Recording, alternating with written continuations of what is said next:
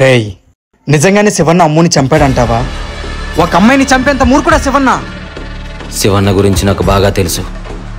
వాడి పగ గురించి ఎవరిని చంపడానికి సరే వెనకడరా, ఒక్కవాడి ఫ్యామిలీ తప్ప. ఇప్పుడు మనం మా ఊరు వెళ్తున్నాంరా.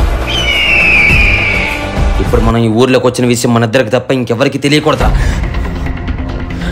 నువ్వెందుకు వచ్చారా? ఆ భూపతిని ఇప్పుడు శివాన్ని చంపేస్తాడరా. వాళ్ళు చంపుకొని రా, నీకెందుకు మధ్యలో? భూపతిని కాపాడుతానని అమ్ముకు మాటిచ్చాను రా. అమ్ముకు నువ్వు మాట ఇవ్వడం ఏంట్రా? అవన్నీ నీకు అర్థమయ్యేది తర్వాత చెప్తాను రా. నేను మా అమ్మని కలవాలి. సరే, మార్నింగ్ కలుద్దు. ఇప్పుడు నేను చెప్పిన ప్లేస్కి వెళ్ళిపో. సరేరా. నేను చెప్పిన వినుకుంటూ వచ్చావు కదరా. మా అమ్మని చూడాలిరా. అబ్బో, మీ అమ్మ ఇప్పుడు గుర్తొచ్చిందా? ఇన్నాళ్ళు ఈ ప్రేమ ఎక్కడికి వెళ్ళిపోయింది? మా అమ్మతో నేను ఫోన్ కాంటాక్ట్ లో ఉన్నాను రా. ఇన్నాళ్ళు రమ్మంటే రాలేదు, ఇప్పుడు రావద్దంటే వచ్చావు. మా అన్న ఎంతమంది చంపాడు నీకు తెలుసు కదా. ఆ పగలు ఊరికి చల్లారిపోతే అనుకుంటున్నావా? వాళ్ళు తప్పకుండా ఏదో ఒకటి చేయాలని చూస్తారు.